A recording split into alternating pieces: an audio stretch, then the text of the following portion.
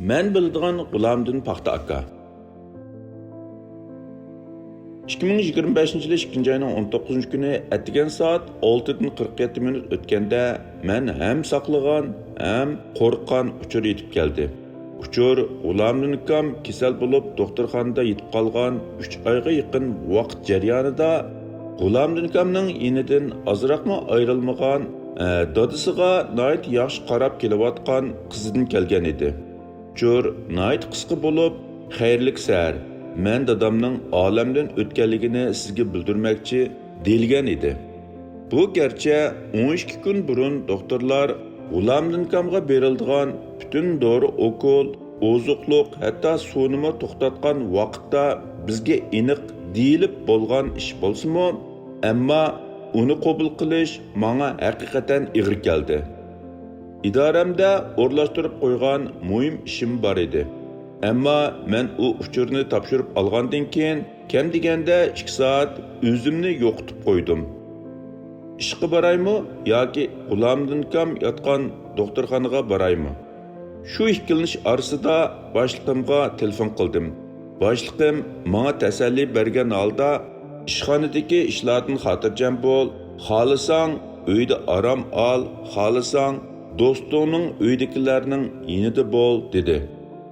G'ulamdin akaning to'liq ismi G'ulamdin Ahmad o'g'li Paxta bo'lib, 1949 yili 9 oyning oxirida Qashqardan ayrilib, keyingi 75 yillik hayotini vatan millat ishqida o'tkazib, 2025 yili 2 ayning 20 kuni Nyu-York shahridan 75 kilometr yiroqlikdagi bir musulmonlar qabristonligida Qashqardan elib kelingan tuproq bilan birga dafn qilindi. Biz G'ulamdin akamdan mangulik ayrildik. Gulnar xonim 62 yillik hayot saptishidan ayrildi. G'ulamdin akamning 2 farzandi suyumlik dadisidan ayrildi.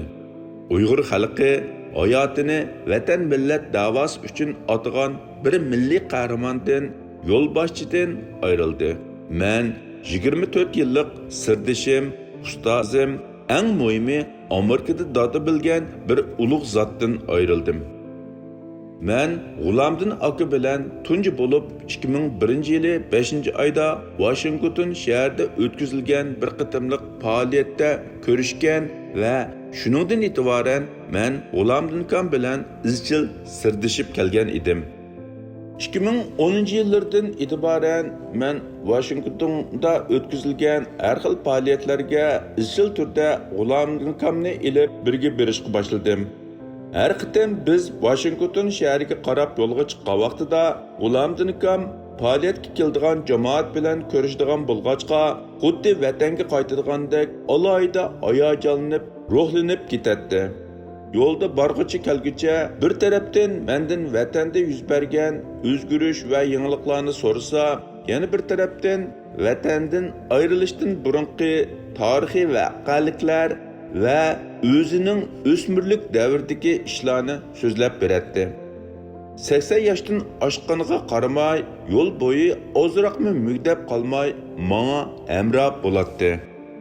2019 yili 6 oyning 4 kuni Amerika Demokratiyani ilgari surish fondining Amerika parlament binosida Dünya Uyg'ur qurultiyiga 2019 yillik demokratiya mukofoti berish murosimi o'tkazilganligidan xabar topgan G'ulamdin akam o'zining uningga qatnashmasa bo'lmaydiganligini deb mening o'zini birga ilib berishimni talab qilib turib oldi.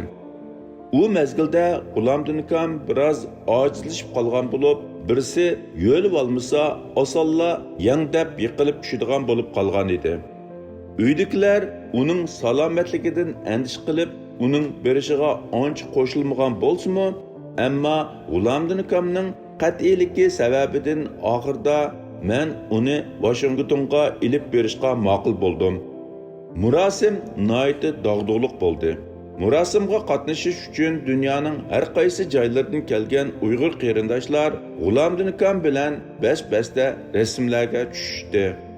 6 soatlik safar va murosimning oldi keynidagi bir necha soatlik charchashlar tufaylidan bo'lsa kerak, biz parlament binosidan chiqib, mashina to'xtatgan joyga minish jarayonida Gerçi men G'ulomiddin akamning bir qo'ltiqidan yo'lib olgan bo'lsam-mu, ammo ushtumtut o'z tangpunligini yo'qotib bir tarafga yiqilib tushdi. Boshqalarning yardım bilan men G'ulomiddin akamni yo'lab turg'izib, mashinaga sog'-salomat ilib bordim. G'ulomiddin akammi nihoyat jasurlik bilan hech nima bo'lmadi deb mening ko'nglimni yasidi. Faoliyatdan keyin men G'ulomiddin akamni sog'-salomat uyga olib qo'ydim. Oradan 2 hafta o'tgandan keyin men G'ulomiddin akamni yo'qlab borsam, G'ulomiddin akam biroz oqsab qopti. Nima bo'ldi deb so'rsam, tizim ozroq og'riydi deb javob berdi. Shuning bilan men ishtonni yuqoriga tortib qarsam, 2 hafta burun yiqilib tushgan yer ko'kirib ishib ketibdi. Uni ko'rib ko'nglim shu qadar bearam bo'ldi. Mening rahatsız bo'lganligimni ko'rgan G'ulomiddin akam darhol menga tasalli berib, hech qisi yo'q, saqayib ketgili oz qoldi deganda ichim bir xil ochiq bo'lib ketgan edi. 2024-yili 4-oyning 20-kuni do'stimiz Dolqin Aysa, Mehmet To'xta uchaylan G'ulomiddin akamni yo'qlab borganimizda G'ulomiddin akam shu qadar xo'sh bo'lib ketgan ediki, hayajonlanganligidan 20-30 yoshlardagidek quvvatga to'lgan edi. O'zining yashinib qolganligi va mag'dursizligiga qaramay bizni yer osti xazinasiga boshlab kirib, tomga choplab qo'ygan tarixiy rasmlar va kitoblarni bir-birlab tanishtirib o'tgan edi.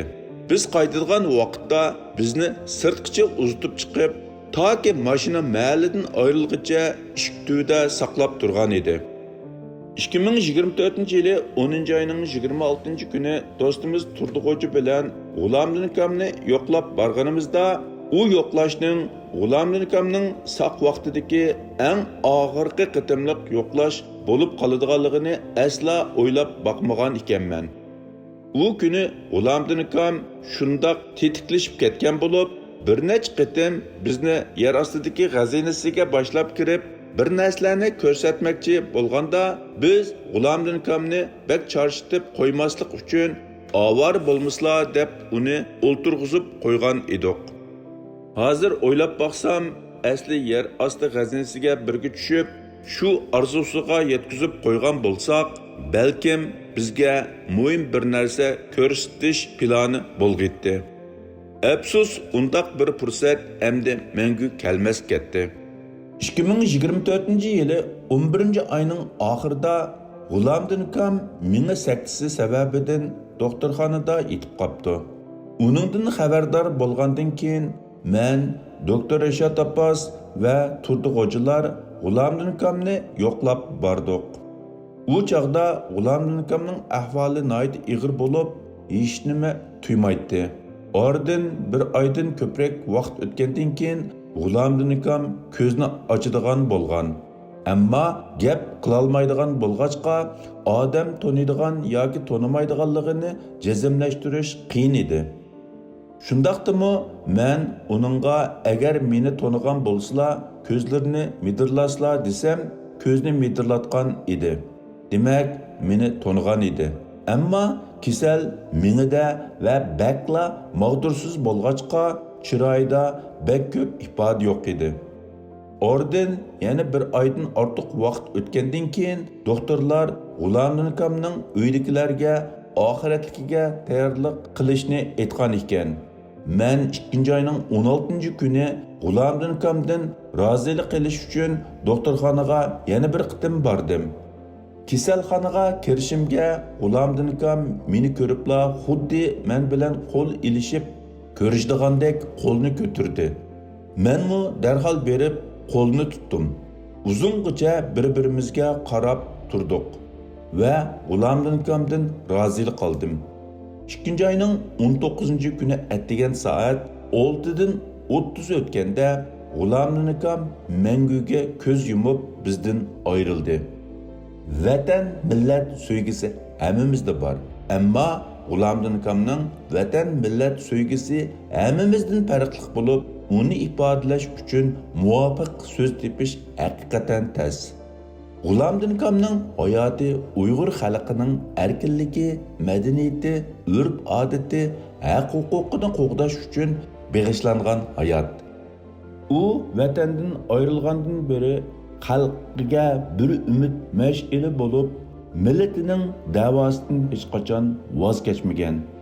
U kechmishdagi da'voning simvoli bo'lib qolmasdan, balki kelajakdagi da'voga asos solg'uchi va yeni avlodlarga umid ato qilg'uchi. Uning da'voga bo'lgan sadoqati va muhabbati har birimizga o'chmas namunalarni qoldirdi. Uning vafoti Uyg'ur xalqi uchun zo'r bir yo'qotish. U xalqning qalbida abadiy yashaydi. Men marhum G'ulomdin akamning vatan millat uchun qilgan xizmatlariga Allohning ko'plab ajr berishini tilayman. Allah yotgan yerini gül gülistan cennetinin bir parçası kılsın.